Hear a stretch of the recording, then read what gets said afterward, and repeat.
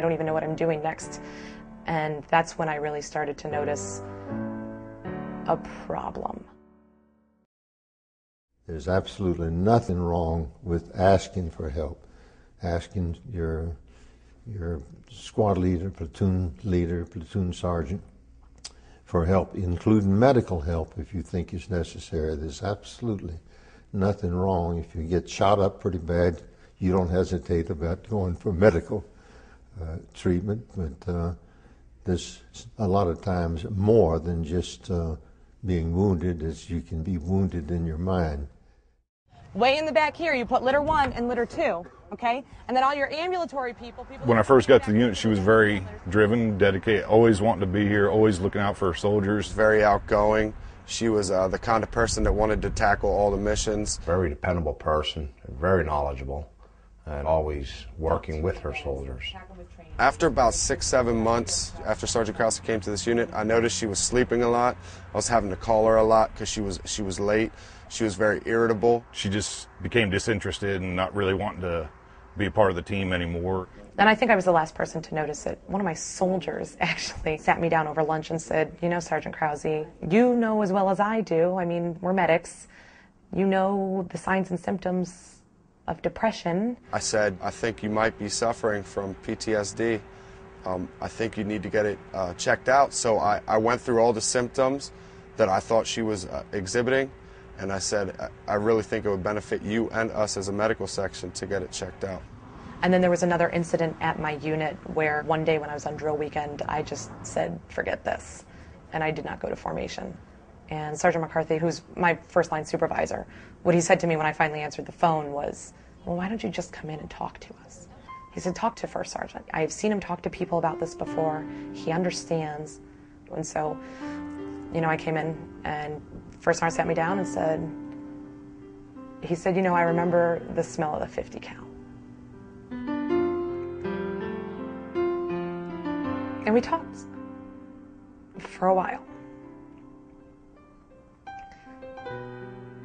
And at the end of it, we were joking and laughing, and it was still First Sergeant. And I was still Staff Sergeant Krause, and I still ran that medical section. And he was okay with that. Knew something was wrong with her, and possibility of PTSD when she did come back from Iraq and joined our unit.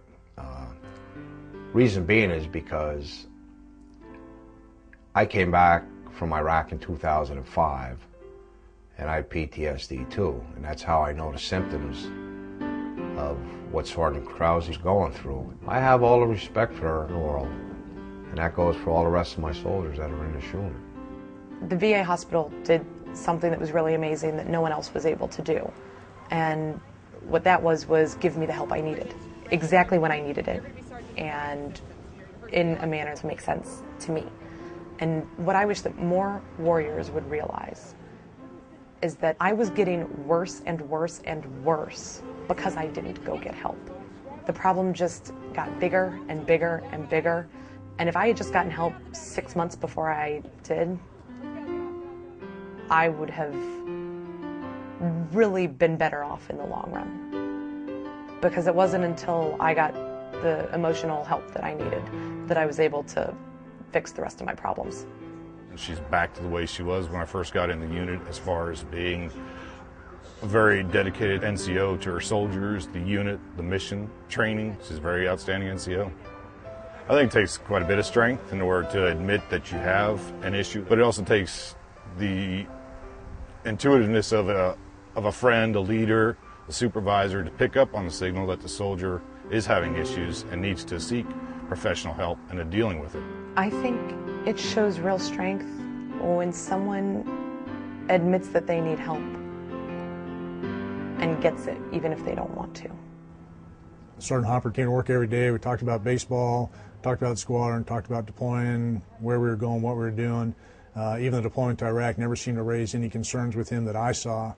But it was not until the day that we gave him that award that the light went on in our head that he may be dealing with something we need to help him with. And as Sergeant Major was reading the award, I realized that Sergeant Hopper was reliving what had happened at that time. Shaken, cold sweats, and it was all happening there within 30 seconds of reading the award. And I realized that I needed to engage him. He goes, "What's bothering you?" He knew something was up. I told him, I said, "I'm about to lose it, sir. You know, I started telling him everything that had been going on, and I said, I've got to do something. I've let this go too long to where I can't sleep. All I think about is, you know, these negative thoughts. You know, I've pushed my family away. I said, I've been getting up every morning, coming to work, making y'all think everything's fine, but really I'm just putting a mask on, and you're not seeing what's, you know, going on the inside or what's going on at home." I said, I've got to do something about it. And he was nothing but supportive of it. The CO actually personally picked up the phone and lined up inpatient treatment in Martinsburg, West Virginia. It seemed like from that day on, when I would go to get treatment, you know, go to my classes, things like that, things started getting better. After my 3 months was up there, I came back. He was on his way to returning to full health and clearances and everything else, and I said, bring him back. He's part of us, let's go.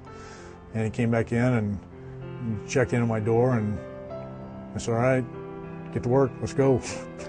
And it's been great. I know if I didn't have a CO like him and a command like I had and the kind of family I had, that I might have not made it through this and gotten better. I think the reason why I waited so long to finally get help for my PTSD, it wasn't that I was afraid that, you know, my command was going to look down on me, or they wasn't going to be there to support me, or I'd be black labeled or nothing like that. I think I basically had to swallow that lump they call pride in your throat. I haven't thought any different of him. As a matter of fact, I actually respect him and trust him more now because of the fact that he had a problem, he had an issue. He brought it to me. Together we figured it out. We fixed it, and he's as good or better Marine now and in the future. I mean, he's a trusted agent for me. Sergeant Hopper's been an inspiration. His actions, how he dealt with this, like a man, like a Marine, as a noble Marine, inspires us all to do better. Right now, he can do whatever he wants. He's got an unlimited future in the Marine Corps. There's not a commanding officer out there or a leadership staff out there that doesn't want to help. It's sometimes challenging for a young Marine to come to a senior staff member or senior officer in the unit and tell him he's got a problem. We're all Marines. I'm just like the rest of them. I just want to help, and just like they do. So don't hesitate. Come ask. I think it takes real strength for anyone to go get help for psychological issues.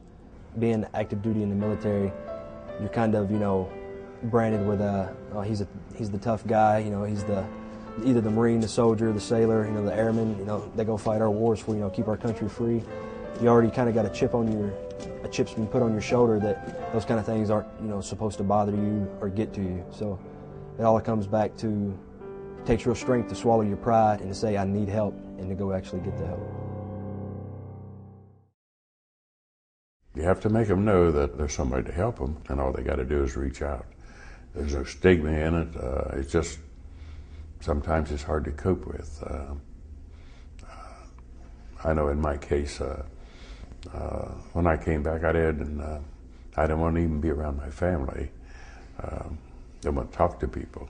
The impact on the girls, when I came back, I became more and more distant. I used to do everything with them. That all ended. That was not important to me anymore. I didn't want them to be part of what was going on with me. I looked at my bike to just get away from everybody. So I'd get on it and I would literally ride 1,000 miles. My back would just be killing me by the time I got off it, and I didn't care. It was the further I could go. If I could have drove it into the ocean at that time, I would have. But in the deepest throes of the depression that hit me, I stopped riding it altogether. I was going to sell the bike. I didn't need it anymore. I was selling off all my possessions. I didn't want anything anymore. I worried. I never, ever worried before until he started telling me, I just want you to go away. Take everything, take the kids, and just go away.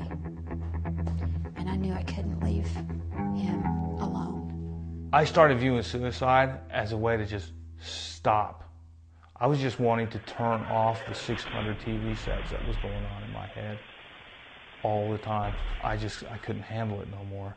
So I started having suicide ideations to the point where I was actually in the backyard with a pistol, thinking about killing myself. And the